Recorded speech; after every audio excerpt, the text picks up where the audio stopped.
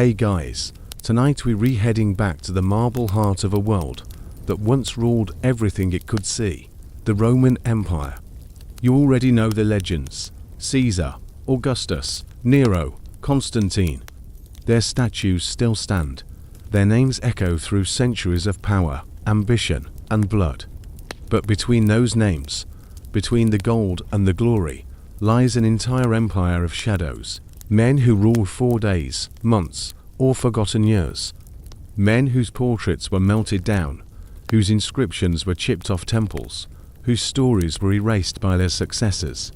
These were emperors too, soldiers crowned on battlefields, philosophers dragged into palaces, governors thrust into chaos, each one briefly carrying the impossible weight of Rome. Their names rarely make it into schoolbooks.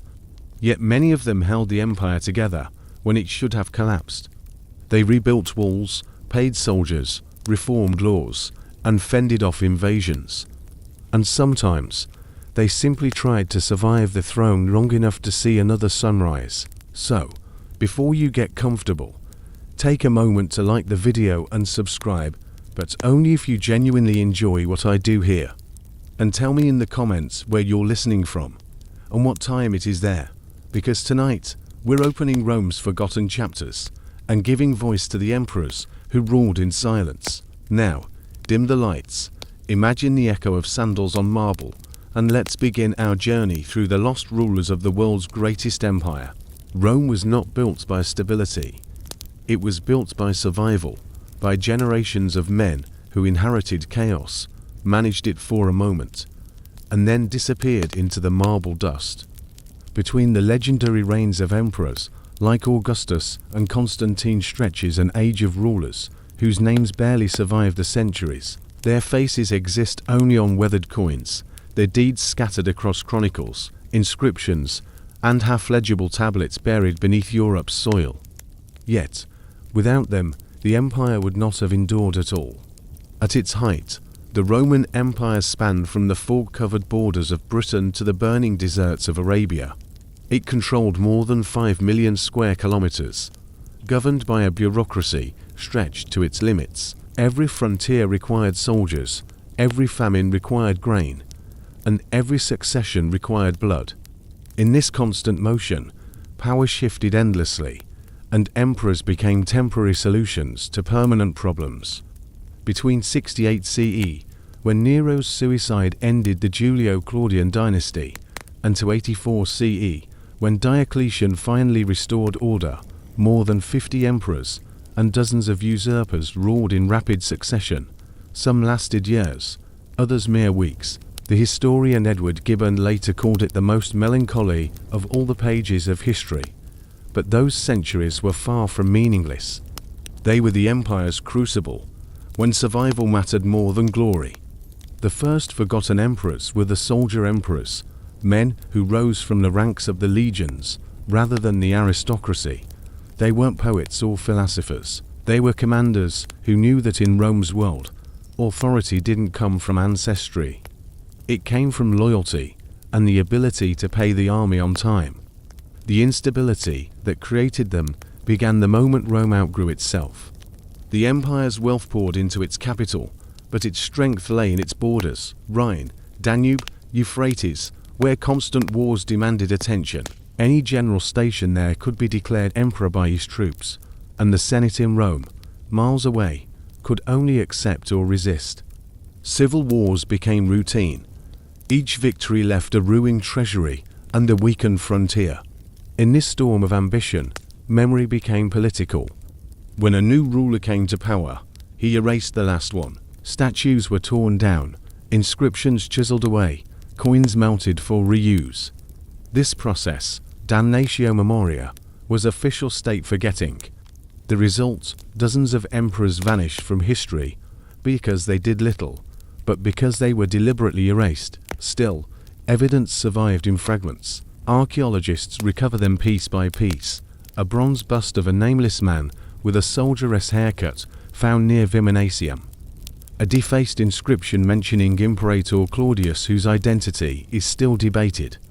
A hoard of coins in Britain bearing faces lost to textbooks, Postumus Victorinus Tetricus Florianus. Each coin a ghost of a reign, each inscription a pulse of power briefly felt and quickly extinguished. Roman historians of later centuries, Tacitus, Cassius Dio, the anonymous Historia Augusta, struggled to make sense of the chaos. They describe these emperors as usurpers, tyrants, or fools. But the truth behind the fragments suggests something more complex. Many of them were reformers, realists, or defenders of crumbling provinces. Some brought temporary peace. Others restored the coinage. Others kept Rome's enemies out, while the capital feasted in ignorance. Take, for instance, Claudius II Gothicus, who reigned from 268 to 270 CE. His name is barely known today, yet he was the man who stopped a massive Gothic invasion that threatened the Balkans and possibly Rome itself. In a single campaign, he crushed the invaders and earned the title Restitutor Orbis, restorer of the world. He died soon after, possibly of plague, and his reforms were undone within months. History remembered his title, but not his story.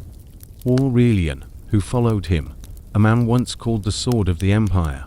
He reunified a fractured realm, reconquered Egypt, and defeated Zenobia, the Queen of Palmyra, who had declared herself Empress of the East. Aurelian built the massive defensive walls around Rome that still stand today. Aurelian's walls, stretching 19 kilometers. Yet, after 5 years of success, his own officers murdered him are a false rumor. His name slipped into the quiet pages of history, overshadowed by those with better propagandists. This pattern repeated endlessly, emperors rising from the frontier, repairing the machinery of empire, and vanishing. Probus, who encouraged veterans to cultivate land and rebuild the economy after decades of war, was killed by his own troops. Into 82 CE Pertinax, who tried to restore Senate authority after Commodus, lasted 87 days. Didius Julianus, who bought the throne in a public auction, lasted even less. The irony was constant. The same legions that demanded leadership destroyed it whenever leadership had to discipline them. Emperors faced an impossible equation: reward the army and bankrupt the treasury, or reform the system and invite assassination. The empire endured not because it was stable, but because its machinery, its legions, bureaucracy, and economy could function without long-term vision. Each new emperor, however brief his rule, kept the gears turning just long enough for the next. In the capital, ordinary Romans grew used to uncertainty. One chronicler wrote, "We live not by the year, but by the emperor. Coins change faces faster than seasons." Statues erected in honor of one ruler were melted down within months to fund the next. The empire's map shifted with every civil war, and provincial cities learned to change their loyalties as quickly as they changed their calendars. Yet the forgotten emperors left traces not in marble, but in structure. They reformed the army into mobile legions. They introduced new coinage that stabilized inflation for decades. They reorganized frontier defenses that later emperors inherited intact. Even their failures shaped the policies of Diocletian and Constantine, men who studied the chaos and built systems to prevent its return. Modern historians now see the crisis of the 3rd century not as pure decline, but as adaptation. The empire learned to survive without stability. It became flexible, militarized, regionalized, all because of the brief, bloody experiments of those forgotten emperors who ruled in the shadows. In their absence from popular history and a quiet lesson, civilizations rarely survive through greatness alone. More often, they endure through the persistence of the overlooked, those who fought the same battles, rebuilt the same walls, and faced the same impossible odds, only to be remembered as a single line in a dusty chronicle. Rome's glory may have belonged to Augustus and Trajan, but Rome's survival belonged to the men history forgot. When Nero took his own life in June of 68 CE, the Roman Empire stood leaderless for the first time in over a century. The Julio-Claudian dynasty, the line of Augustus himself, was gone. What followed was one of the most chaotic years in human history: 4 emperors, each crowned by different armies, each claiming divine legitimacy, each destroyed by the same soldiers who had raised them. The empire had no constitutional method of succession. Emperors were made by the legions, and Nero's death left every general believing he could be the next. The Senate in Rome still existed, but its authority was ceremonial. The real power lay with whoever commanded the loyalty of the Praetorian Guard in the capital and the frontier armies in Gaul, Germany, and the East. The first to seize the throne was Servius Sulpicius Galba, governor of Hispania Tarraconensis. A stern, traditional man, Galba represented the Senate's hope for a return to old Roman virtue, against Nero's excesses. His name had weight, but his rule was doomed from the start. When he entered Rome in October 68, the Praetorians expected lavish donatives, cash rewards traditionally given by new emperors. Galba refused. "I recruit soldiers, not buy them," he declared. It was a noble sentiment, and a fatal one. Discipline without payment bred mutiny. Within months, conspiracies formed inside the palace itself. One of Galba's own officers, Marcus Sullius Otho, who had been promised succession, but was later excluded, bribed the Praetorian Guard to support him instead.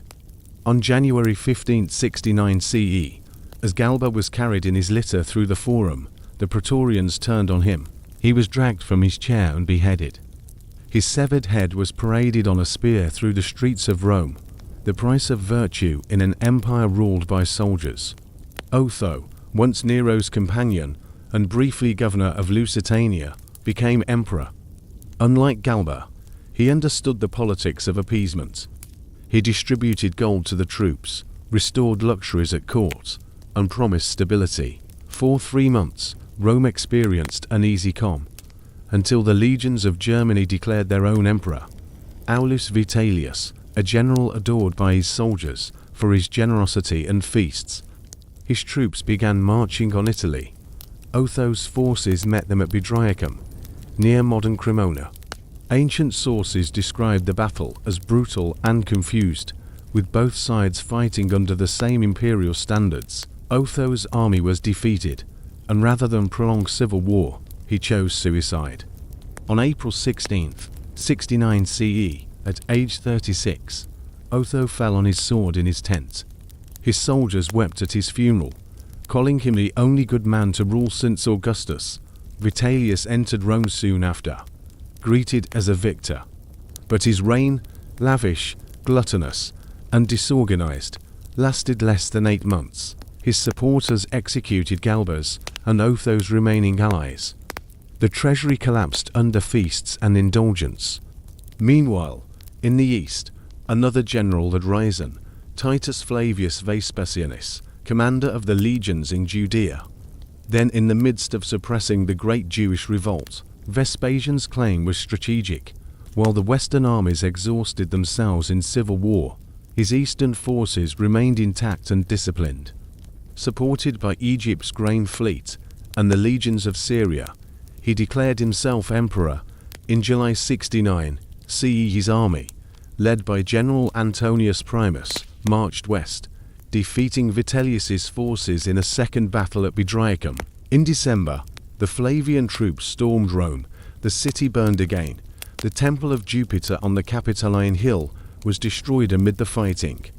Vitellius tried to abdicate, but was captured and executed by the mob. His body was thrown into the Tiber River. By the end of 69 CE, Rome had endured 4 emperors in a single year, each proclaimed by different armies, each dying violently. It was the empire's first experience of open military anarchy, a preview of what would later become the norm during the 3rd century. Yet from the ashes of chaos came order. Vespasian's reign, beginning in 69 CE, founded the Flavian dynasty, restoring stability and rebuilding the empire's finances. His pragmatic governance proved that a general could also be an administrator, a lesson that would echo in the centuries to follow. The year of the 4 emperors marked a turning point. It shattered the illusion that Rome's power was eternal and showed that the empire's fate no longer rested in the Senate's hands. but in the loyalty of armies spread across continents. The soldier's word, not the statesman's law, now crowned emperors. Coins from that year tell the story better than any chronicle. Galbus coins proclaimed Libertas Restivta, liberty restored. Othos claimed Victoria Althonis. Vitellius preferred Concordia, meaning harmony, though none existed. Vespasian simply said Rome Aris Virgens, Rome rising again. Each emperor imagined himself as savior, but only one restored peace. Historians later saw this violent transition as the end of the old republic's dream. From then on, Rome would belong to whoever could hold it, not through heritage, but through command. When the Emperor Commodus was assassinated on the final night of 192 CE, Rome once again stood on the edge of chaos.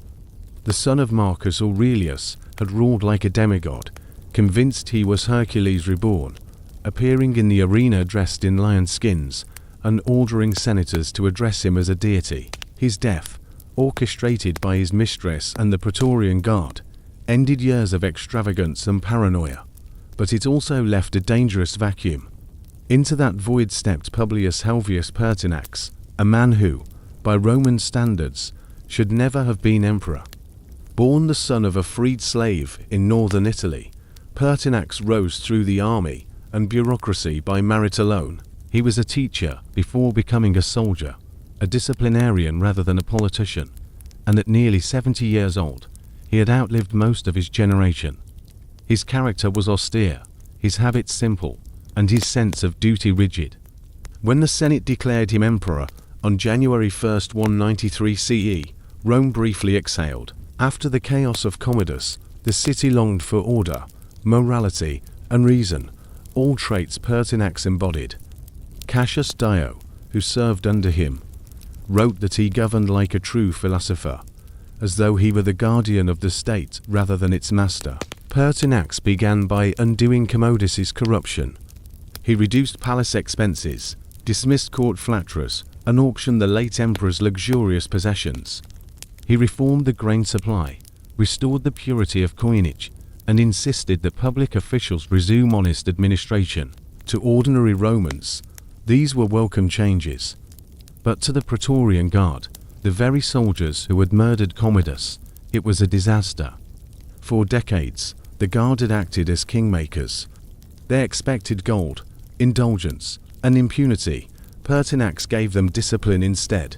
He cut their privileges, restored old standards, and demanded they return to military service. They obeyed in public, but seethed in private. Even so, Pertinax's brief rule left visible marks of competence. He stabilized the currency by reintroducing silver into the denarius, inspected military finances, and planned a series of frontier reforms modeled after Marcus Aurelius's policies. He spoke of restoring moral strength, virtues, to both army and state, but his greatest obstacle was time. 86 days after taking the throne, the Praetorians decided they had endured enough austerity. On March 28, 193 CE, a group of 300 soldiers marched to the imperial palace. Pertinax, ever the disciplinarian, went out to meet them alone. According to Dio, he tried to reason with them, to remind them of their duty, their oaths, their heritage as the defenders of Rome. For a moment, they hesitated. Then one soldier struck him down. His head was cut off and carried through the streets on a spear. The man who had tried to restore the empire's conscience died defending it. He was 70 years old. The aftermath was even darker. The Praetorian Guard, drunk on power and greed, auctioned the empire to the highest bidder, an act unprecedented even by Roman standards. The highest offer came from Didius Julianus, a wealthy senator who promised each soldier 25,000 sesterces. He bought the throne while Pertinax's body still lay in the palace. The Senate and people of Rome watched in horror. Cassius Dio described it as a tragedy in which the actors were the slaves and the audience the masters. For the first time, the empire was openly sold like property, and the concept of imperial dignity seemed finished. Yet Pertinax's death was not in vain. The provinces reacted with fury. Generals across the empire denounced the Praetorians and declared themselves avengers of Pertinax. Among them was Septimius Severus, commander of the Danubian legions, a shrewd and capable soldier who would soon march on Rome, eliminate Julianus, and establish the Severan dynasty. In later years, even Severus, a man known for ruthlessness, revered Pertinax. He had the late emperor deified and built monuments in his honor. The name Pertinax became a symbol of integrity in an age of opportunists. His brief reign, just 3 months, set a moral example that emperors would invoke for generations. Coins struck in his memory carried the inscription Devo Pertinaci Po Patri to the divine Pertinax, dutiful father of the fatherland. Those coins circulated long after his killers were forgotten, a quiet reminder that in Rome, even brief virtue could outlast violence. Pertinax's story shows that not all emperors saw glory. Some, like him, sought restoration, a return to a Rome that had already begun to vanish. He tried to rebuild an empire from conscience alone, and though he failed, his effort became legend. The man who ruled for 86 days left a legacy stronger than those who ruled for decades. When Publius Helvius Pertinax fell to the blades of his own guards, the Roman Empire lost not only a ruler, but its last illusion of dignity. On that March evening of 193 CE, the Praetorian Guard turned the imperial palace into an auction house. Within hours, the throne of the world's greatest empire was literally for sale. The scene is one of the most infamous in Roman history.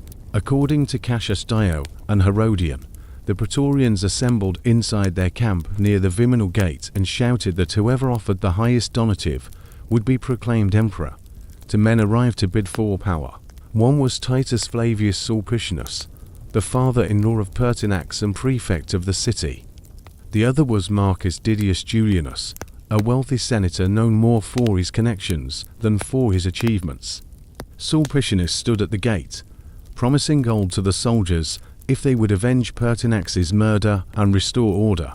But Julianus, who had been feasting nearby, rushed to the camp and shouted his counteroffer from outside the walls. What followed was not a negotiation, but a shouting match over the price of Rome. The soldiers demanded more. The bidders raised their offers. Sulpicius promised 20,000 sesterces per man. Julianus shouted back 25. That sealed it. The gates opened. The guards hailed him Imperator Caesar Didius Julianus Augustus, and Rome, humiliated beyond measure, had a new emperor. He entered the city at night, escorted by soldiers whose loyalty he had just purchased. The Senate, terrified and disoriented, had no choice but to confirm his title. The people, however, responded with fury. They lined the streets, shouting insults, calling him a mercator imperi, a merchant of the empire. Some threw stones. Others cried for vengeance for a Pertinax. Julianus tried to calm them. He promised stability, lowered taxes, and declared public games. But he could not wash away the stain of his purchase. Even the Praetorians who had sold him the throne mocked him behind his back. To them, he was not their leader, only their debtor. Didius Julianus was born in Milan in 133 CE, raised in privilege, and trained in law and administration. He had governed provinces, commanded legions, and held consulship, but he lacked charisma and command. He was a bureaucrat in a world now ruled by soldiers. His letters from this period reveal a man aware of his danger, but unable to act decisively. His rule began under siege, not from enemies abroad, but from rival claimants. Across the empire, governors and generals refused to acknowledge him. In Britain, Clodius Albinus proclaimed independence. In Syria, Pescennius Niger declared himself emperor, and on the Danube frontier, Septimius Severus, commander of the legions in Pannonia, raised the banner of vengeance for Pertinax. Severus was everything Julianus was not, a battle-hardened commander, with an army utterly devoted to him. His legions, numbering more than 30,000 men, began marching toward Italy. In each city, They spread the slogan Vindicator Pertinacis, Avenger of Pertinax. Julianus, desperate, sent envoys offering money, honors, even shared rule. Severus ignored them. Inside Rome, panic grew. The Senate met daily, torn between obedience to Julianus and fear of Severus. The Praetorian Guard, suddenly realizing they were outnumbered and despised, fortified their camp. Julianus ordered new levies, but few men answered. His reputation had already destroyed his authority. Herodian records that Julianus attempted to appease the people by displaying moderation and piety. But when rumors arrived that Severus had reached Ravenna, only 350 kilometers from Rome, confidence collapsed. The Praetorians began negotiating secretly with Severus's emissaries, promising to surrender if their lives were spared. On June 1, 193 CE, exactly 66 days after purchasing the empire, Didius Julianus was declared a public enemy by the Senate.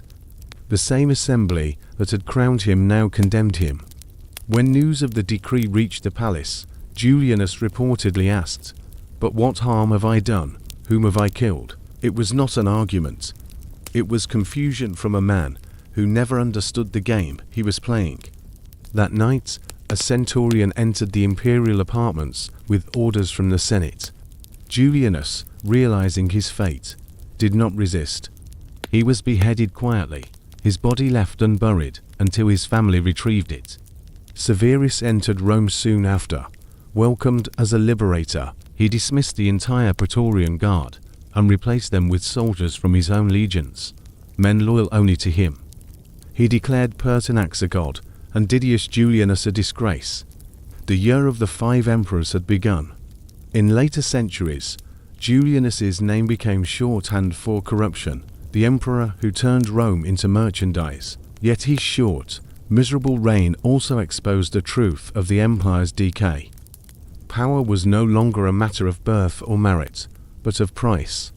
Coins minted during his 2 months as emperor carry the legend Concordia Militv, harmony of the soldiers.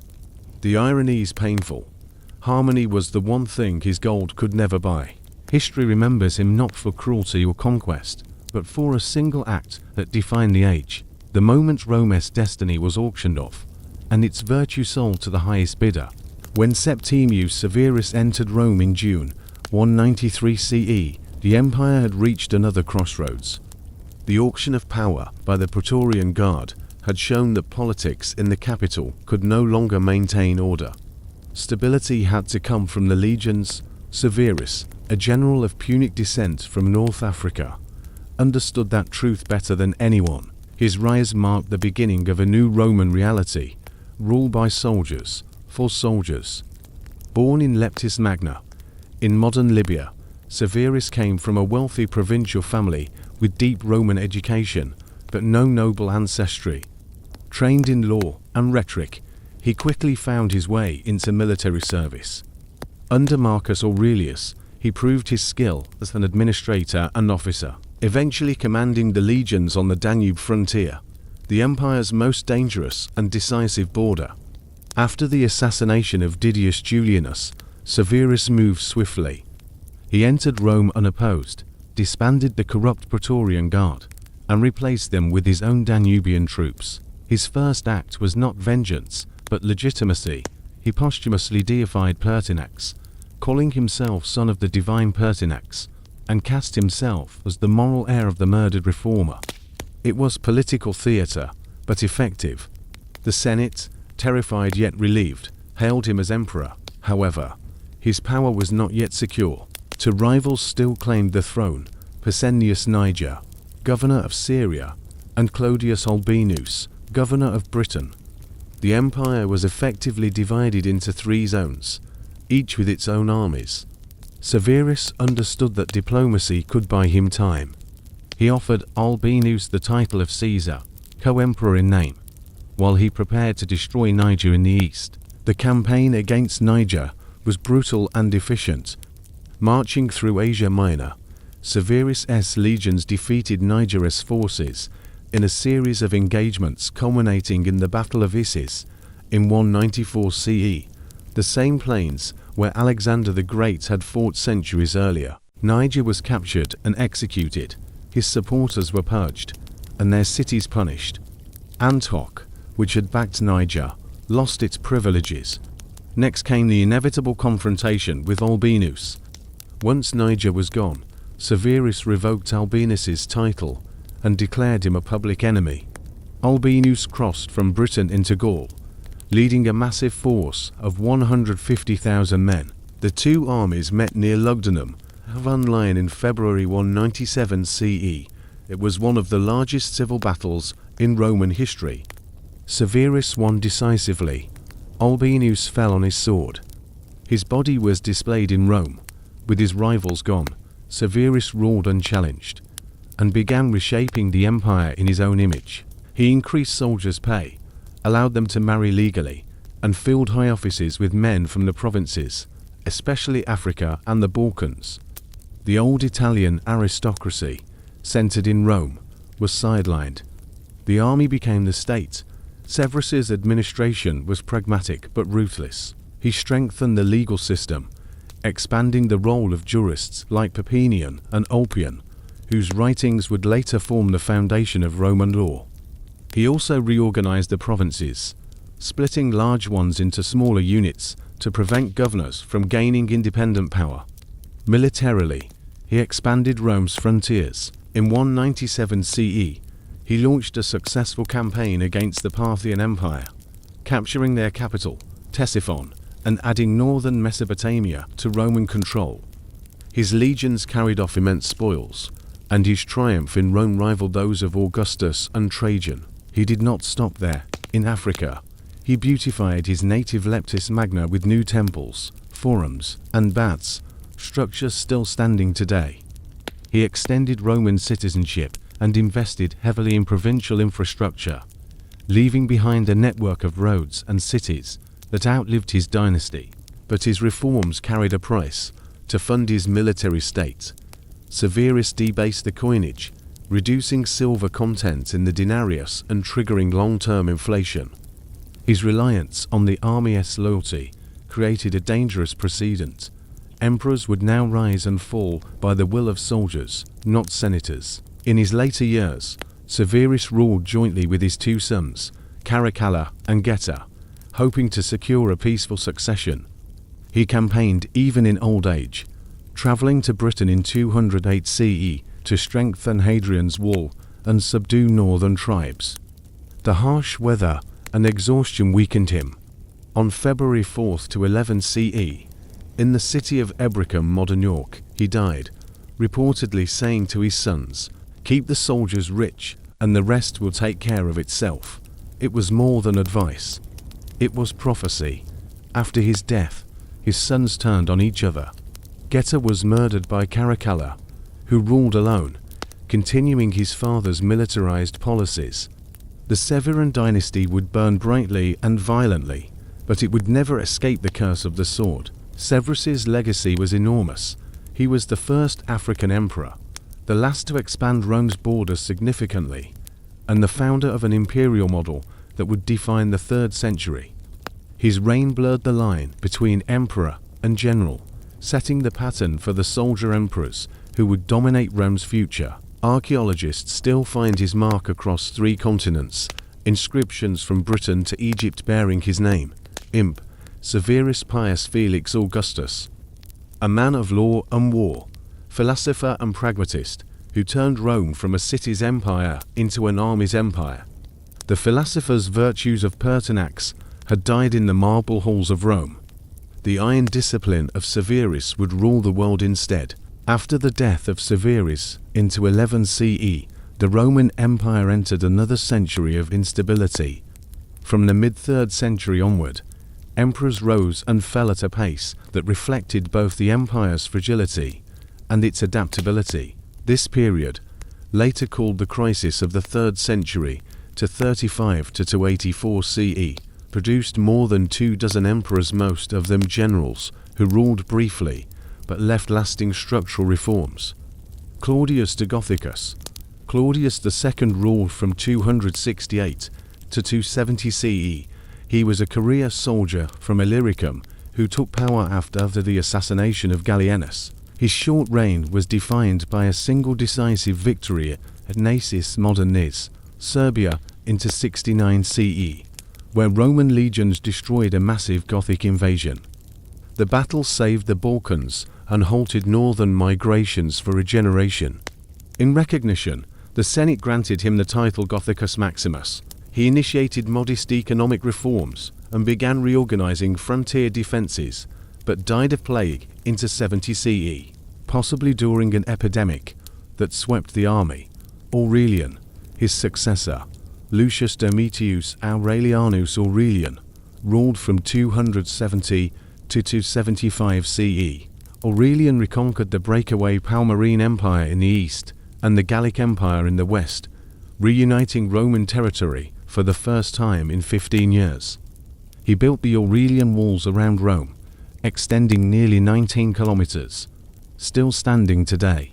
Aurelian reformed the coinage by introducing the Aurelianianus, attempted to stabilize inflation, and centralize the production of minting under imperial supervision.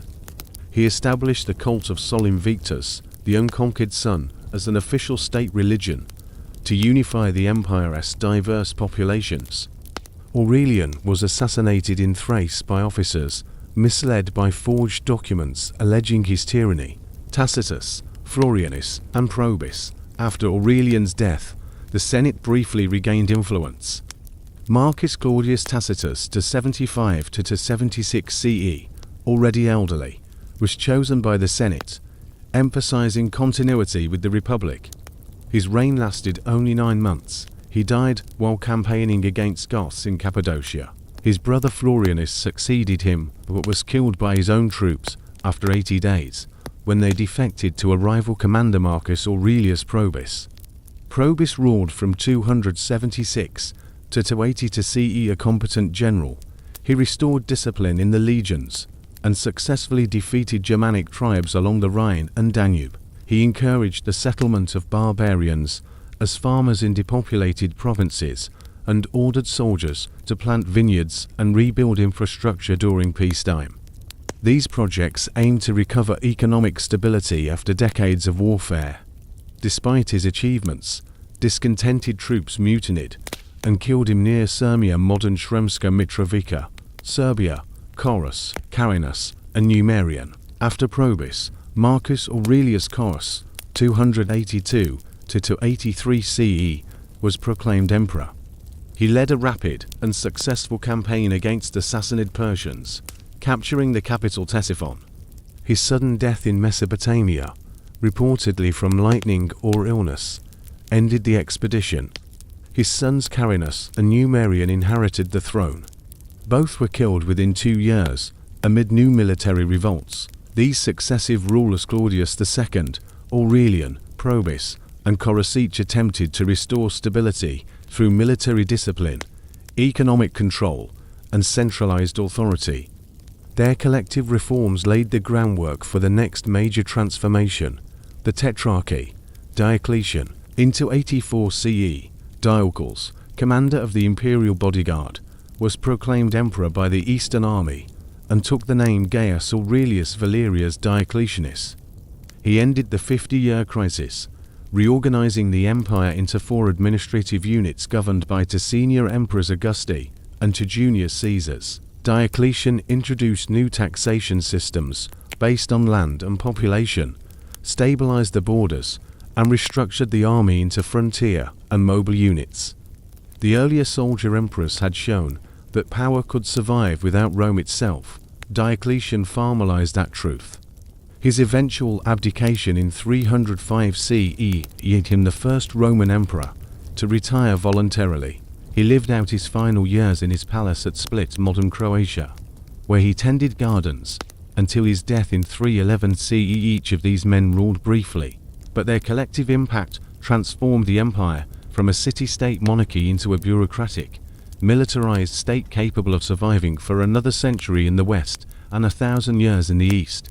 Lucius Domitius Aurelianus, known to history as Aurelian, reigned from 270 to 275 CE. His rule came one of the lowest points in Roman history. The empire was fragmented into three parts: the Gallic Empire in the west, the Palmyrene Empire in the east, and the central territories that still recognized Rome. The currency was devalued, invasions pressed from every frontier, and rebellion was constant.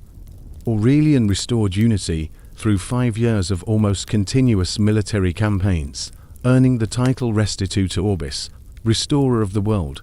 Born around 14 CE in Sirmia, modern Sremska Mitrovica, Serbia, Aurelian came from humble origins and built his career in the army. He rose through the ranks under Emperors Valerian and Claudius II, gaining a reputation for discipline and personal bravery. When Claudius II died of plague, the legions proclaimed Aurelian emperor. His first challenge came from the northern frontiers. The Goths, Vandals, and Teuthengi had crossed the Danube and the Alps, raiding deep into Italy. Into 71 CE, Aurelian defeated them in a series of engagements near the Po River and Verona. These victories secured northern Italy, but exposed how vulnerable Rome had become. For the first time in centuries, the city had no proper walls. Aurelian ordered the construction of massive new fortifications, the Aurelian Walls, stretching about 19 kilometers and enclosing 13 square kilometers of the city. Built within 5 years, these walls remained Rome's primary defense for more than a millennium. After stabilizing Italy, Aurelian turned east. The city of Palmyra, under Queen Zenobia, had declared independence and controlled Egypt, Syria, and large parts of Asia Minor. Palmyra's armies, led by Zenobia's general Zabdas, were powerful and disciplined. Into 72 CE, Aurelian launched a full-scale campaign, marching from Thrace through Asia Minor into Syria. He defeated the Palmyrenes at Emae and Emesa, entered Palmyra, and captured Zenobia as she attempted to flee to Persia. The empire's eastern provinces returned to Roman control. Despite Palmyra's surrender, a rebellion broke out there the following year. Aurelian returned, crushed the revolt, and destroyed the city's fortifications. Palmyra never recovered its former prominence. In the same period, he reconquered Egypt, securing the grain supply vital to Rome. With the east restored, Aurelian turned west toward the Gallic Empire, a breakaway state formed into 60 CE by Postumus and continued by his successors Victorinus and Tetricus. Into 74 CE, Aurelian met Tetricus's forces near Chalon-sur-Marne. Contemporary sources suggest Tetricus surrendered before the battle, seeking clemency in exchange for ending the secession. Aurelian defeated the Gallic army and reintegrated Gaul, Spain, and Britain into the empire. By the end of 274 CE, the Roman world was again whole. To celebrate, Aurelian held a grand triumph in Rome, displaying Zenobia and Tetricus in procession. The Senate awarded him the titles Restituta Orbis and Dominus et Deus, Lord and God, a phrase once considered excessive, but now symbolic of restored order. Aurelian introduced major economic reforms. He reorganized the minting system, recalling debased coins and issuing a new standard silver piece, the Aurelianianus. He tightened control over imperial mints, punishing corrupt officials. He restructured the grain and bread supply, expanding public distribution to include pork, oil, and salt. These measures stabilized urban life after decades of inflation and shortage. Religiously, Aurelian attempted to unify the empire under the cult of Sol Invictus, the unconquered sun. He built a grand temple to Sol in Rome and established December 25th as the festival of the sun's rebirth, a date later absorbed into Christian tradition. His aim was political unity through shared worship rather than suppression of local cults. Aurelian's reforms extended to administration and the army. He strengthened frontier defenses, reorganized the cavalry, and created mobile reserve units to respond rapidly to invasions. His attention to discipline earned him both loyalty and fear. Ancient historians consistently note his harshness, strict enforcement of order, even against high-ranking officers. Into 75 CE, While preparing a campaign against Persia, Aurelian was assassinated near Byzantium. A forged list of executions, allegedly circulated by a secretary, convinced several officers that they were doomed. They conspired and murdered him. The Senate later deified Aurelian, acknowledging his achievements. His 5-year reign permanently altered Rome's trajectory. He ended the empire's division, restored financial confidence, and rebuilt the state's authority. Without Aurelian, later emperors like Diocletian and Constantine did not have inherited an empire capable of reform. Archaeological remains of his reign are still visible. Sections of the Aurelian walls, milestones inscribed Restituta Orbis, and coins bearing the radiate crown of Sol Invictus. Historians regard him as the most capable ruler between Augustus and Diocletian, a man who briefly returned Rome to unity through discipline, speed, and relentless will. His motto, inscribed on several surviving inscriptions, summarized his legacy in 3 words: Restituta Orbis, restorer of the world. Marcus Aurelius Probus ruled the Roman Empire from 276 to 280 CE, during the final years of the crisis that had nearly destroyed it. His reign was one of relative peace and recovery, a brief interlude between decades of civil war and economic collapse. Though he ruled for only 6 years, Probus restored discipline, strengthened borders, and revived agriculture and trade. His government marked the empire's last moment of stability before Diocletian's reorganization. Probus was born around 230 CE in Sirmium, a city in the province of Pannonia, Huntremska Mitrovica, Serbia. Like Claudius II and Aurelian before him, he came from humble provincial origins and rose through the army by merit. He served under Valerian, Gallienus, and Aurelian, gaining distinction in campaigns against the Persians, Goths, and Franks. After Aurelian's assassination, and a short succession of emperors, the legions proclaimed Probus emperor into 76 CE. At his accession, the empire faced numerous problems. Germanic tribes threatened the Rhine frontier. The Danube region was unstable, and revolts persisted in Egypt and Asia Minor. Probus responded with efficiency and mobility, personally leading campaigns in nearly every region. His first victories came along the Rhine. Into 77 CE, he repelled invasions by the Franks and Alemanni, crossing into enemy territory and forcing them to retreat beyond the river.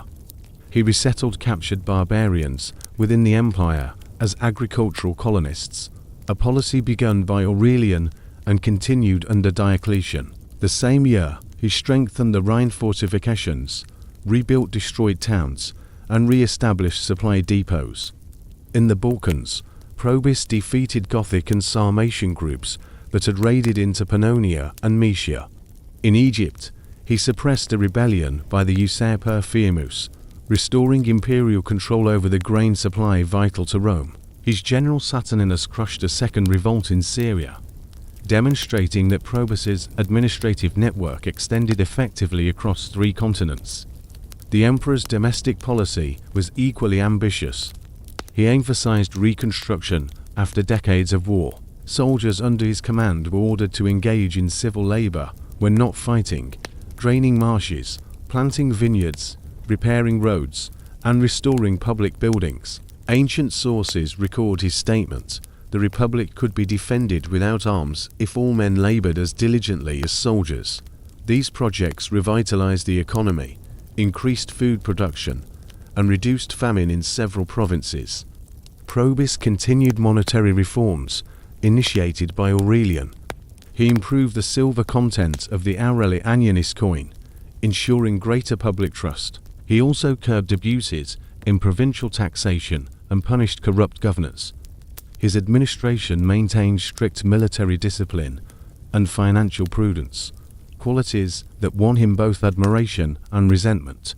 Despite his success, Probus faced constant risk from the army's fatigue with discipline. 6 years of construction and hard labor, though beneficial to the state, exhausted and angered many soldiers who preferred combat to agricultural work.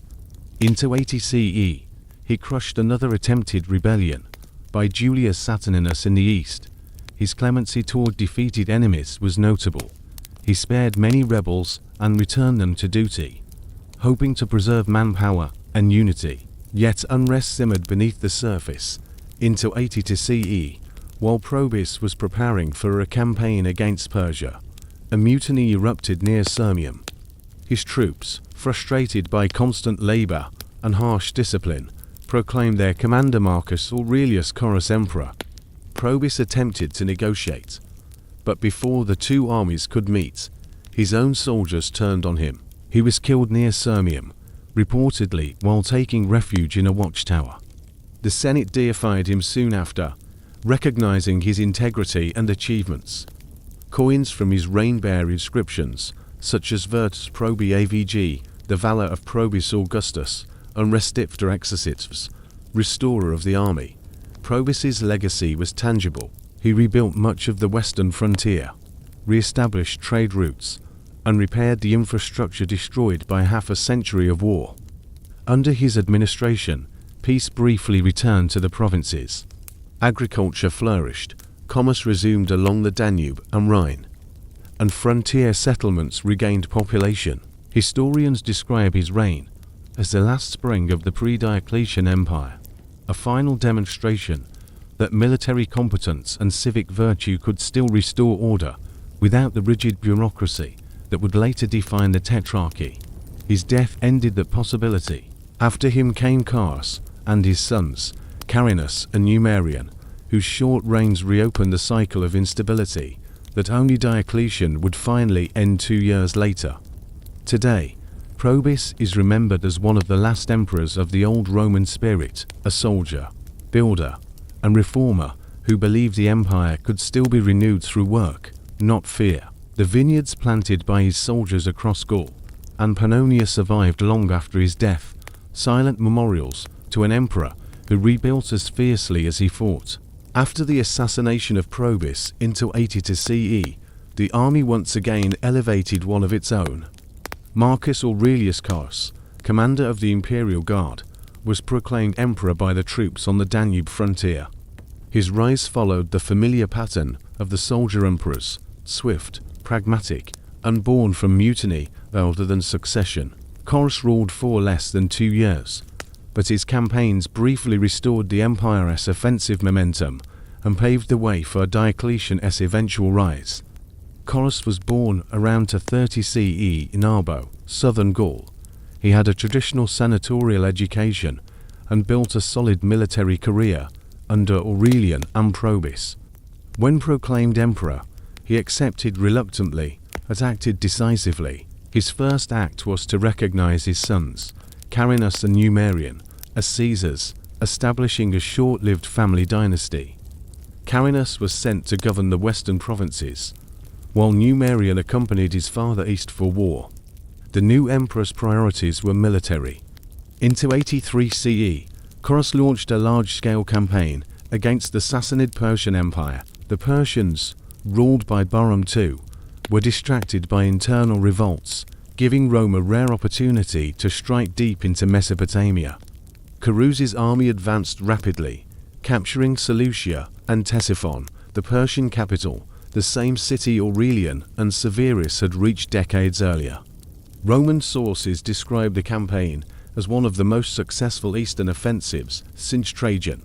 Caius assumed the title Persicus Maximus and announced the restoration of Rome's eastern glory, yet his triumph ended abruptly. While encamped near the Tigris River, he died suddenly, reportedly struck by lightning during a storm in his tent. Ancient historians differ on whether this was divine coincidence, natural accident, or political assassination disguised as a miracle. His death halted the campaign. Numerian led the army back west, but the march proved disastrous. The hot Mesopotamian climate, disease, and exhaustion took their toll. Somewhere in Anatolia, near Nicomedia, Numerian himself died under suspicious circumstances inside a closed litter. The army accused his father-in-law and chief officer, Aper, of concealing his death to seize power. During a military assembly in 84 CE, The new commander of the guard, Diocles, later known as Diocletian, personally killed Aper and was proclaimed emperor by the troops. Meanwhile, in the west, Carinus remained emperor in name. His rule in Rome and Gaul was marked by luxury and disorder.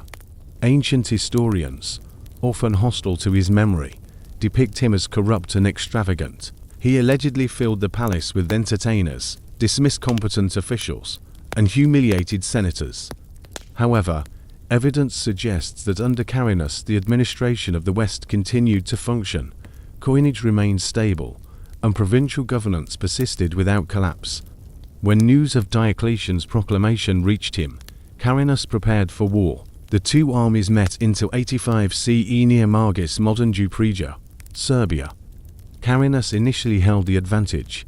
His troops were experienced, his forces numerous, and Diocletian's power still new.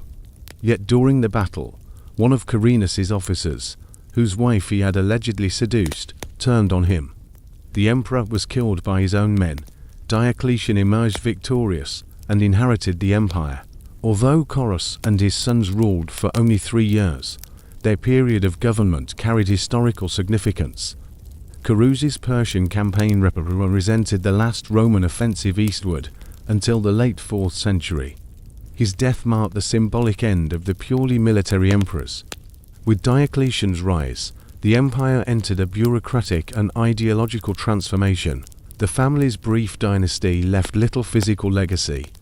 Coins bearing their images, the radiate head of Commodus, the youthful portraits of Carinus and Numerian, survive in large quantities, reflecting the efficient minting of the period. Inscriptions found in Egypt, Gaul, and the Danubian provinces confirm their administrative presence, but few monuments remain. Their reign also coincided with a rare moment of geographical unity. From Britain to Egypt, the empire was under a single authority, and external threats were temporarily quiet. Yet the fragility of leadership, 3 emperors dying in succession, 2 by violence, and 1 by accident, revealed that Rome's stability still depended on chance and loyalty rather than law. Contemporary historians such as Uo Piscus, writing in the Historia Augusta, described Commodus as a man of discipline and simplicity, contrasting him with the decadence of Carinus.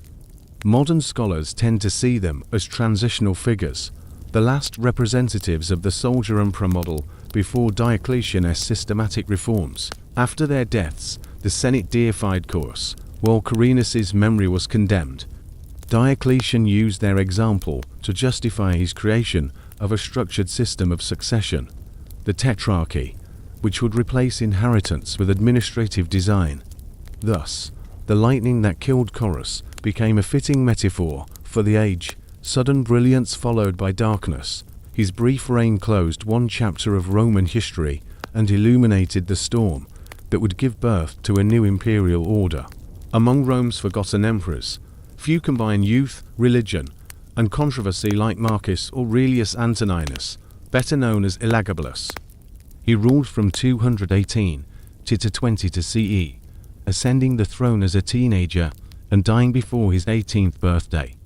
His short reign is one of the most unusual in imperial history, defined by religious innovation, social scandal, and violent reaction.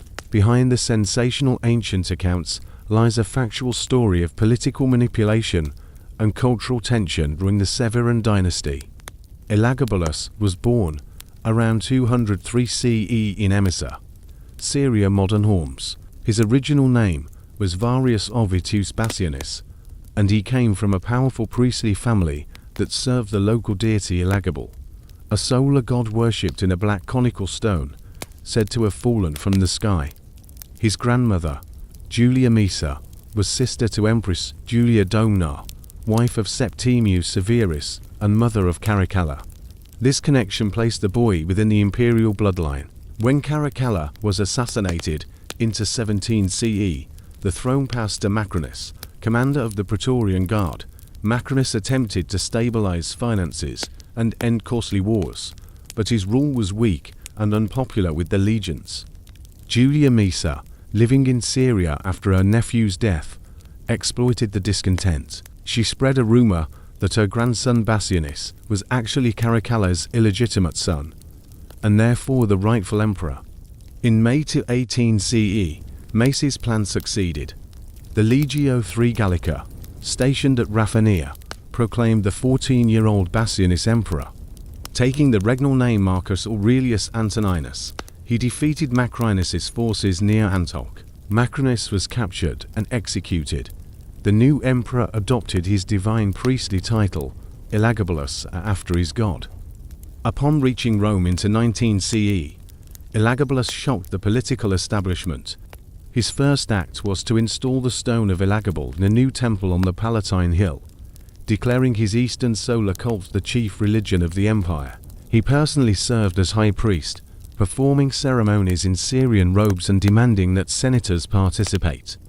He attempted to merge the worship of all Roman gods under the supremacy of the sun, identifying Sol Invictus Elagabal with Jupiter, Mithras, and other deities. Ancient sources, primarily Cassius Dio and Herodian, describe these reforms as sacrilege, but the facts show a calculated attempt to unify the empire's diverse religions. The late Severan period was marked by increasing Eastern influence in art, philosophy, and ritual. Elagabalus simply pushed this synthesis to an extreme. Politically, his youth made him dependent on his family. Julia Maesa and his mother, Julia Soaemias, controlled court policy, appointments, and communication with the Senate.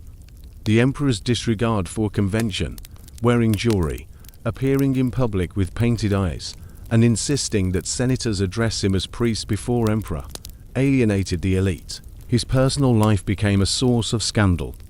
He married several times, including briefly to a Vestal virgin, Aquilia Severa, violating one of Rome's oldest taboos. His intention, he claimed, was to unite the priesthood of the sun with that of Vesta, again reflecting his desire for religious synthesis rather than mere provocation. Still, the act horrified traditionalists. Despite his eccentricities, his administration functioned. He maintained the army's pay, continued Severan building projects, and avoided major wars. Yet his growing isolation from the Senate and Praetorians proved fatal. Into 21 CE, under pressure from Julia Maesa, he adopted his cousin Alexander Severus as heir, hoping to secure dynastic stability. The plan failed. By 20 CE, tension between the emperor and the army reached breaking point. The Praetorian Guard preferred Alexander, who was mild and obedient, to the unpredictable Elagabalus. During a confrontation at the Castra Praetoria, soldiers revolted. Elagabalus and his mother fled to the camp, but were seized and executed.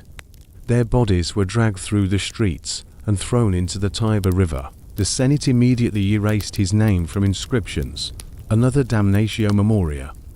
Official portraits were destroyed, coins melted, and his reforms repealed. The Temple of Elagabal became a shrine to Jupiter again. His cousin Alexander, only 13, became emperor, marking the empire's return to conventional rule. Modern archaeology provides a clearer image than hostile Roman historians. Inscriptions confirm that Elagabalus rebuilt sections of the Colosseum, repaired aqueducts, and continued tax reforms initiated by Caracalla. Fragments of his temple still stand beneath later structures on the Palatine. The black stone of Elagabalus, transported from Syria, disappeared from records, but may have been returned east during the 3rd century. Elagabalus remains one of the most misrepresented emperors. While ancient writers emphasized scandal, the factual record shows an ambitious religious experiment led by a boy shaped by Syria's multicultural world. His downfall reflected the limits of Roman tolerance toward foreign customs, not merely personal excess. He ruled for just under 4 years, yet his attempt to replace Jupiter with the sun god foreshadowed the later imperial cults of Sol Invictus and, indirectly, the Christianization of the empire. The empire rejected him, but the ideas he embodied, unity through a single divine light, survived long after his death. Marcus Aurelius Severus Alexander became emperor in March 20 CE at the age of 13, immediately after the assassination of his cousin Elagabalus. His reign, which lasted 13 years to 22 to 35 CE, was the final stable period before the long military and political crisis of the 3rd century. Unlike his predecessor, Alexander sought moderation, administrative reform, and reconciliation between the army, senate, and provinces. Born in 208 CE at Caesarea, Phoenicia, modern Lebanon, Alexander was the son of Julia Mamaea and Gessius Marcinus. His grandmother, Julia Maesa, had already elevated to grandsons, Elagabalus and now Alexander, to the throne, ensuring that power remained within the Severan dynasty. From his accession, real authority rested with his mother, Julia Mamaea, who dominated the imperial court and guided policy through experienced advisors and jurists. Alexander's first measures reversed Elagabalus's unpopular innovations. The Syrian solar cult was abolished, the temple of Elagabal rededicated to Jupiter, and the Senate's privileges restored. Religious tolerance continued, but traditional Roman deities regained priority. He reappointed respected jurists, notably Ulpian, as Praefectus Praetorian prefect. Ulpian became the intellectual architect of Alexander's government, codifying legal principles that would influence later Roman and Byzantine law. Economically, Alexander stabilized the currency by continuing Aurelian's reforms. The silver content of the denarius was partially restored, and strict oversight was imposed on provincial mints. He reduced extravagant military spending and improved tax collection. Contemporary sources record that he personally reviewed petitions, heard legal cases, and punished corrupt officials, behavior rare among emperors since Hadrian. In foreign policy, his reign faced multiple threats. On the eastern frontier, the Sassanid dynasty had replaced the Parthians into 24 CE under Ardashir I, establishing a powerful and aggressive Persian state. Around 31 CE, Ardashir invaded Roman Mesopotamia, capturing several cities. Alexander organized a massive counteroffensive. According to Herodian, the campaign involved 3 Roman armies advancing from Syria, Armenia, and Cappadocia. The results were mixed. The northern force succeeded. The southern suffered heavy losses, but the Persians were ultimately repelled. Peace was restored by 33 CE on the northern frontier. Germanic tribes, particularly the Alemanni, began crossing the Rhine and Danube. Alexander traveled to the front into 34 CE and established his headquarters near Mogontiacum, Mainz. Instead of launching a costly campaign, he attempted to negotiate peace through diplomacy and subsidies. The decision, though practical, angered his soldiers, who saw it as weakness.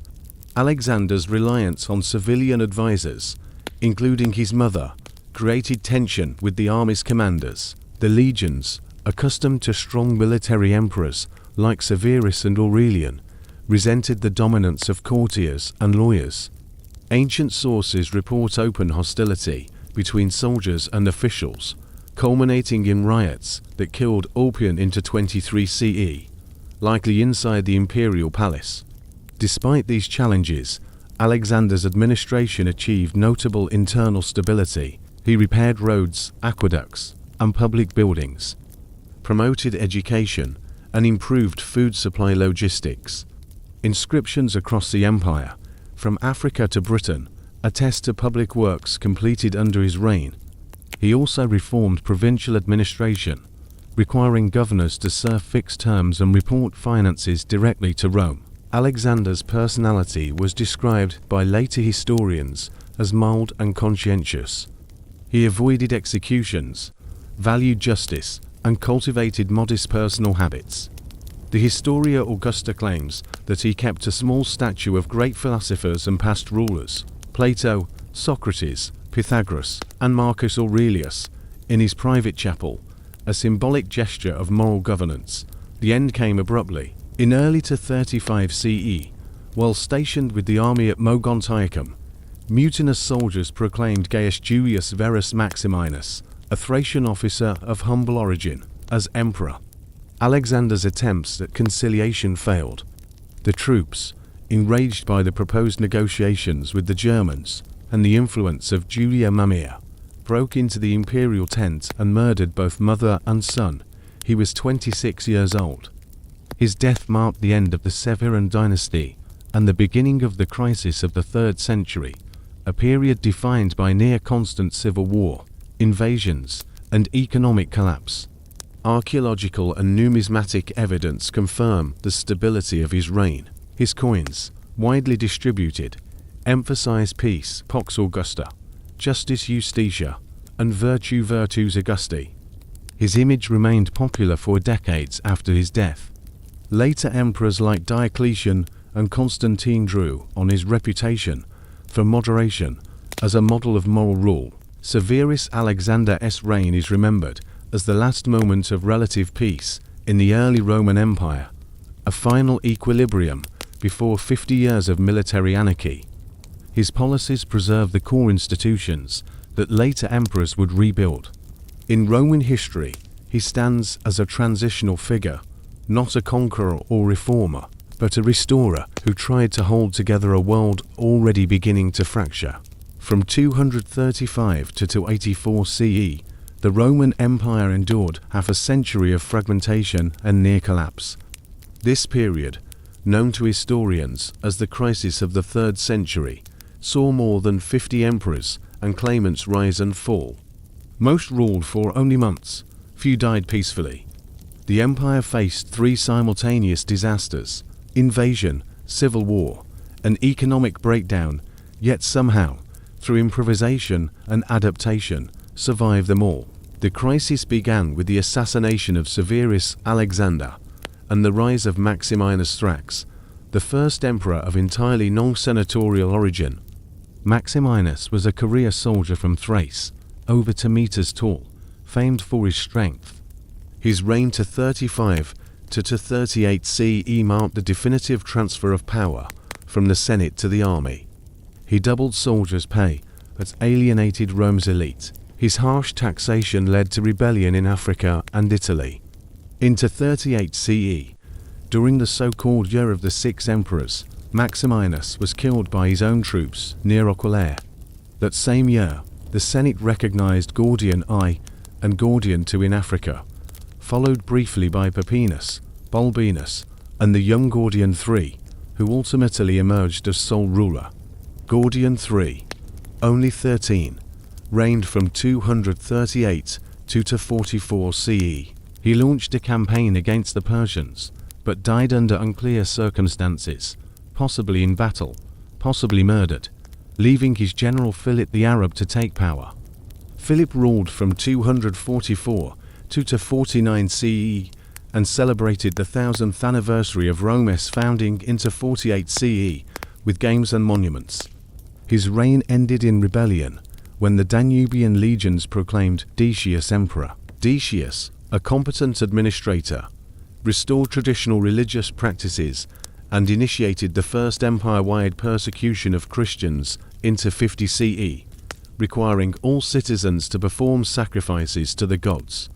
His rule ended with his death in battle against the Goths at Abritus into 51 CE, the first Roman emperor killed by a foreign enemy. The next decades were a succession of short reigns. Trebonianus Gallus, Aemilianus, and Valerian each faced multiple invasions.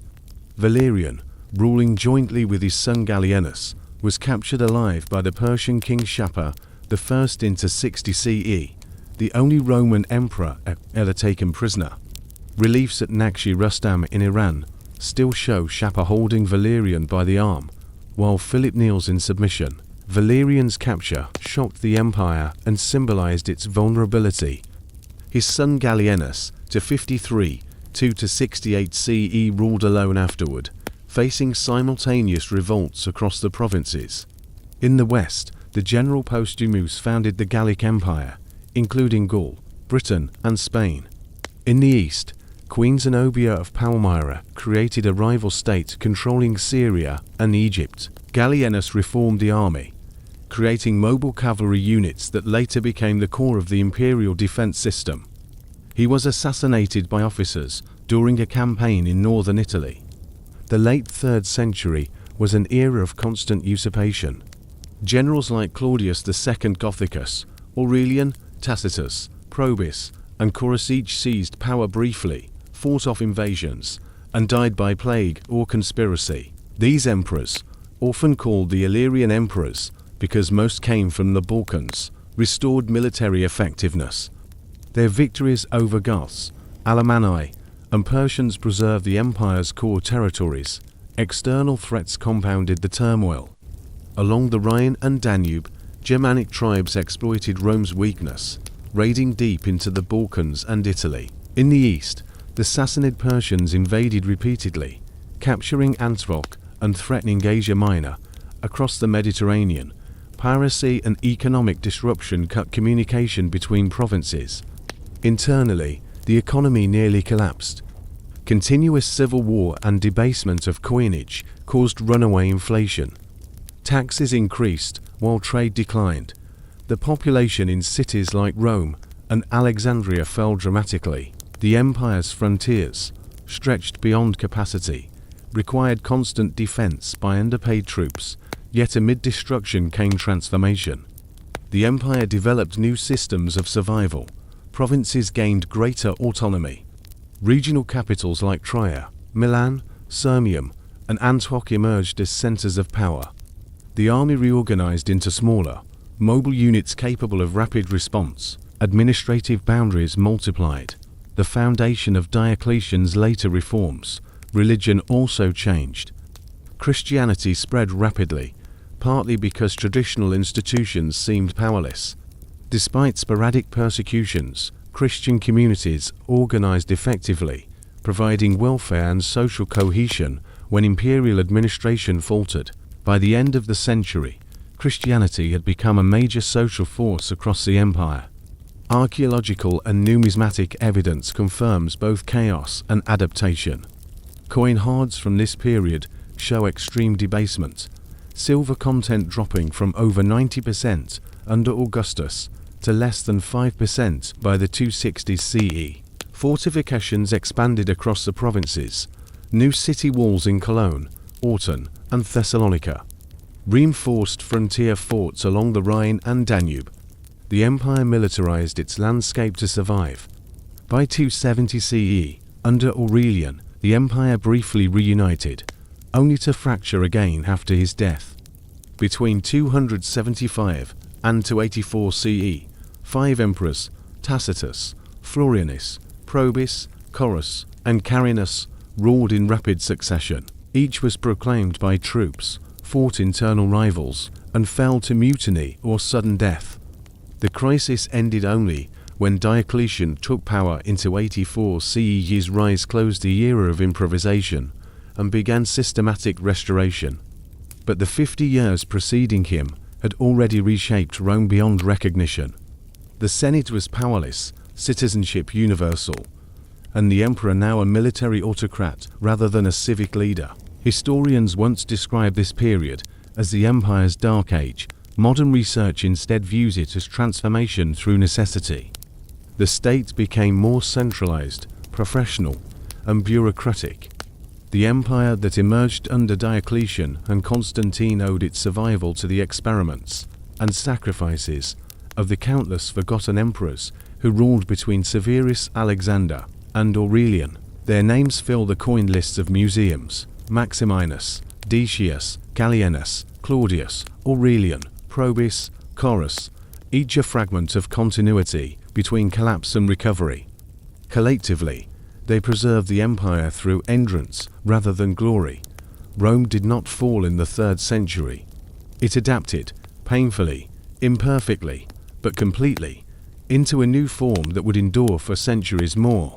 By the time Diocletian came to power, the Roman Empire was exhausted. Borders had shifted, cities had shrunk, and emperors rarely survived a decade. The old idea of Rome as a city that ruled the world had faded. What remained was an empire held together by armies and habit. Diocletian, a soldier from Dalmatia, changed that. He transformed Rome from a collapsing monarchy into an organized, almost corporate state, one that could manage itself for centuries. He was not born into power. He came from an ordinary family on the Adriatic coast and rose slowly through military ranks.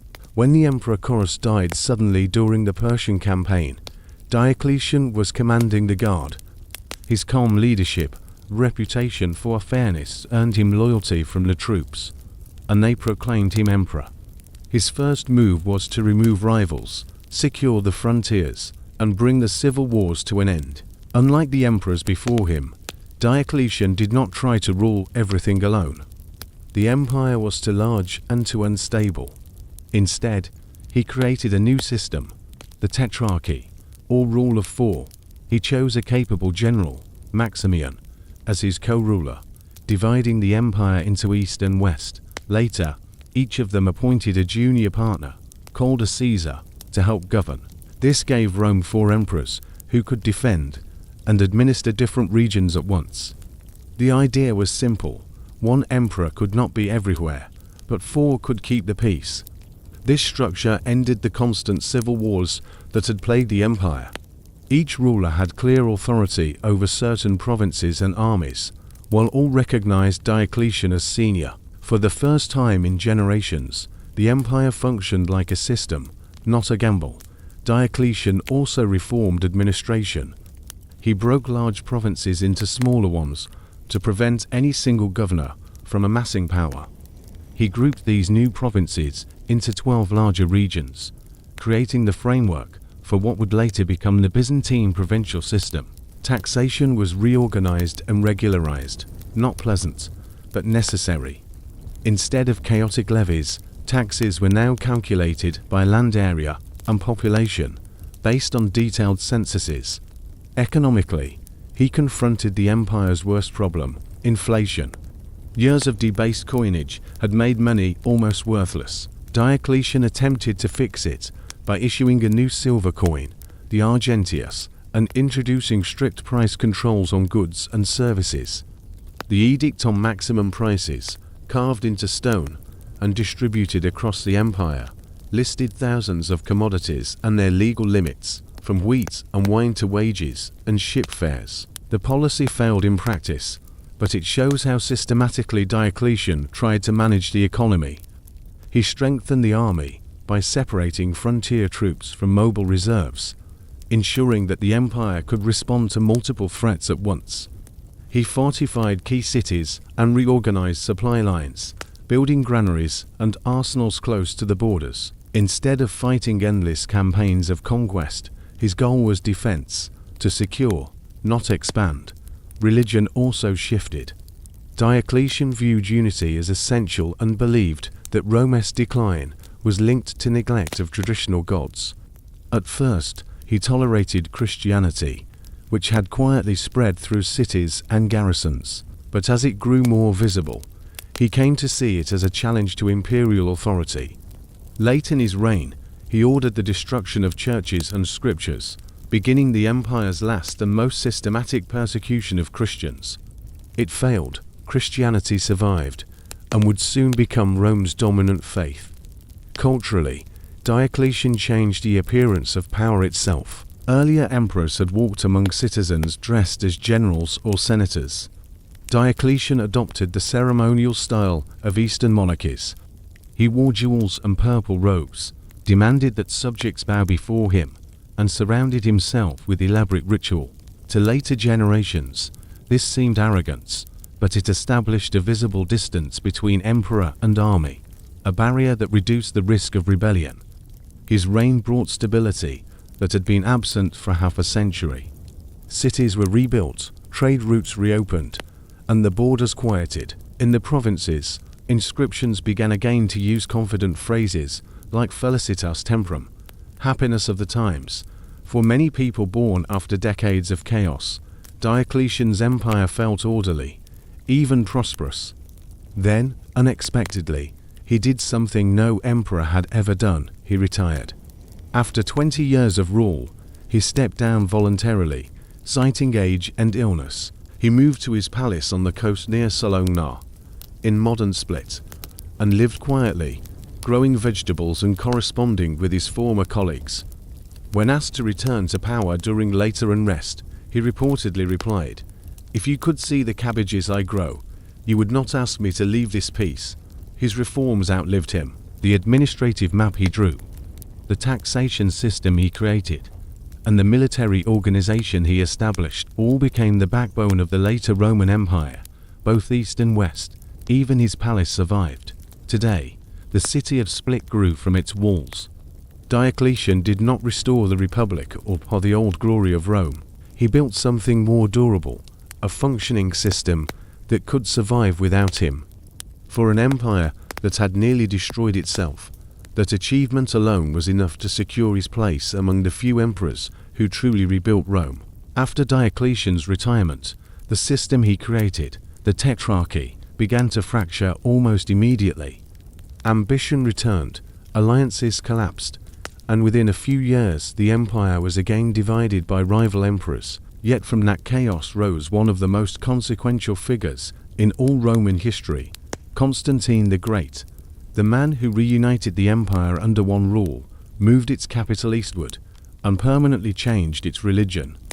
Constantine was born in the Balkans, the son of Constantius Chlorus, one of Diocletian's Caesars, and Helena, a woman of modest origin who later became a Christian saint. Raised in the disciplined world of military command, Constantine learned early that power in Rome was earned through loyalty, not inheritance.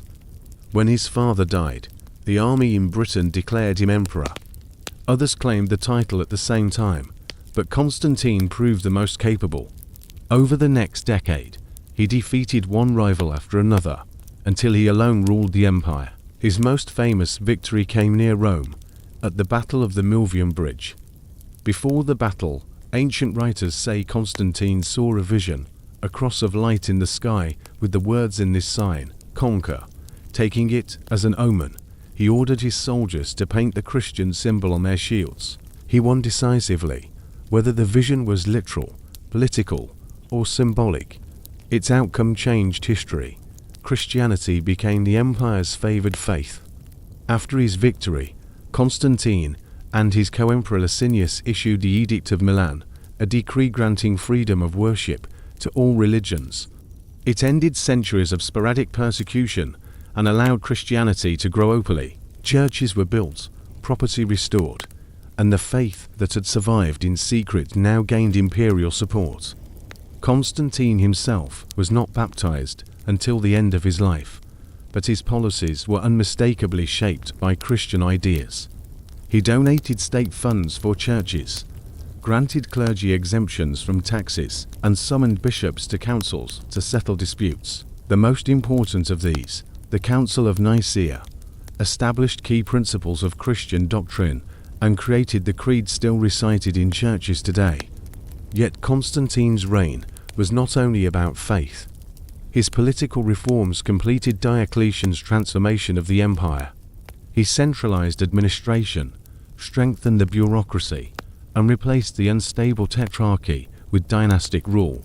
To stabilize currency, he introduced the solidus, a high-quality gold coin that remained Europe's monetary standard for 7 centuries. His most visionary act was geographic, recognizing that the empire's true center of power had shifted east, closer to the wealthy provinces, and secure trade routes. Constantine founded a new capital on the site of ancient Byzantium. It was renamed Constantinople, the city of Constantine, built with Roman laws, Greek language, and Christian faith. It became the heart of the Eastern Roman Empire for more than 1,000 years. Constantine's court combined ceremony with discipline. He retained Diocletian's imperial pomp, the jeweled robes, the formal hierarchy, but infused it with Christian symbolism. Pagan temples were gradually replaced or repurposed. Civic life began to revolve around churches and basilicas. The emperor now saw himself not as a god, but as God's chosen ruler on earth, a new model of sacred monarchy that blended Roman authority with divine legitimacy. Culturally, Constantine's reign marked the turning of an age. He preserved much of the traditional Roman system. The Senate still met, Latin remained the official language, and classical education continued, yet he introduced a new moral and spiritual foundation. Sunday became an official day of rest. Crucifixion was abolished as a punishment. Gladiatorial games, though still popular, began to fade. The empire was slowly aligning its laws with Christian ethics. His rule was not without violence. To secure power, Constantine fought civil wars against Licinius and others, ordering executions of rivals, even members of his own family. But his political ruthlessness coexisted with genuine administrative skill. He restored economic order, rebuilt infrastructure, and reopened trade routes that had decayed since the 3rd century crisis. Archaeological evidence of his reign appears across the empire. Inscriptions calling him Restituta Urbis, restorer of the city, monumental arches in Rome, and foundations of basilicas in the Holy Land. The Arch of Constantine, still standing beside the Colosseum, commemorates his victory at Milvian Bridge, blending pagan and Christian imagery, a visual symbol of transition. Constantine's final years were spent consolidating the empire and strengthening his eastern capital. He planned to campaign again against Persia, but illness intervened. On his deathbed, he received baptism and died soon after. His body was buried in the Church of the Holy Apostles in Constantinople, surrounded by 12 empty coffins, symbolizing the apostles, as though he were the 13th among them. His transformation of the empire was irreversible. After Constantine, Christianity was no longer a sect, but a state religion. The emperor was no longer merely the head of an army, but the guardian of a divine mission. The ancient gods of Rome faded into memory, replaced by the cross, the same sign that had guided him to victory. Constantine's legacy defined both medieval Europe and the Byzantine world. His gold solidus endured as currency, his capital endured as a city, and his faith reshaped civilizations. He did not end the Roman Empire, he changed what it meant to be Roman. After Constantine, the Roman Empire stood renewed, but its unity was fragile. The East, centered on Constantinople, was strong, wealthy, organized, and protected by geography. The West, ruled from Italy and Gaul, was weaker, poorer, and exposed to the growing migrations of tribes along the Rhine and Danube. Over the next century, these differences deepened until the two halves of the empire lived as separate destinies. Constantine's sons divided the realm among themselves, and civil wars followed. Administration continued to expand, taxes rose, and the army became increasingly reliant on foreign recruits. The frontiers no longer marked clear boundaries. They became porous zones of settlement. Groups once labeled as enemies, Goths, Vandals, Franks, and others, were now federated allies, serving in Roman armies and farming Roman lands. The line between Roman and barbarian blurred. In the eastern provinces, stability held. Constantinople thrived as a political and commercial capital. Trade routes from Egypt and Asia flowed through its harbors, and its walls, built under Theodosius II, made it almost unassailable. Greek gradually replaced Latin as the main language of administration, marking the beginning of a cultural shift that would define the Byzantine world. In the West, however, resources thinned, the population declined, urban centers shrank, and local elites struggled to maintain infrastructure. Imperial authority became symbolic, resting more on prestige than control. Yet even in decline, the machinery of Roman government persisted. Officials recorded taxes, governors issued decrees, and law codes continued to expand. Civilization did not collapse overnight. It decayed slowly, unevenly, like marble weathering in rain. The reign of Theodosius I briefly reunited the empire under one ruler. He made Christianity the official religion of the state, banned public pagan worship, and convened councils to settle theological disputes. When he died, the division between East and West became permanent. His sons inherited separate courts, separate armies, and separate futures. The western half faced pressures no reform could stop. In 410, Rome itself was sacked by the Visigoths, the first time in 8 centuries that foreign soldiers entered the city. The shock was immense. but not fatal. The empire continued for another 60 years, shifting its capital to Ravenna, a safer city surrounded by marshes. The emperors of this period, Honorius, Valentinian, Avitus, Majorian, were often competent but powerless, ruling through diplomacy and compromise. What finished the Western Empire was not invasion alone, but exhaustion. The tax system could no longer support armies large enough to defend all frontiers. Regional commanders became semi-independent. Provinces like Gaul, Hispania, and Africa began to sustain their own local rulers, nominally loyal to Rome, but effectively autonomous. In 476, the Germanic officer Odoacer deposed the last Western emperor, Romulus Augustulus, and sent the imperial insignia to Constantinople. The gesture was more administrative than dramatic. The West had already been governed by foreign generals for years. The Senate continued to meet, Roman law continued to function, and the idea of Rome endured even without an emperor. In the East, the empire continued for another 1,000 years. Under Justinian, it reclaimed parts of Italy and North Africa. Under Heraclius, it resisted Persia and the first waves of Islamic expansion. The Byzantines still called themselves Romans, and their emperor still saw himself as successor to Augustus. In this sense, the Roman Empire never truly fell. It changed language, faith, and geography, but not identity. Even in the former Western provinces, Roman order left deep roots. Roads, aqueducts, and city grids remained. Latin evolved into the Romance languages. Roman law shaped medieval codes, and the Christian Church inherited Rome's administrative discipline. Every kingdom that followed, Gothic, Frankish, Lombard, ruled within the shell of Roman civilization. The story of the fall of Rome is thus less a sudden collapse than a slow transformation. The empire's institutions outlasted its emperors.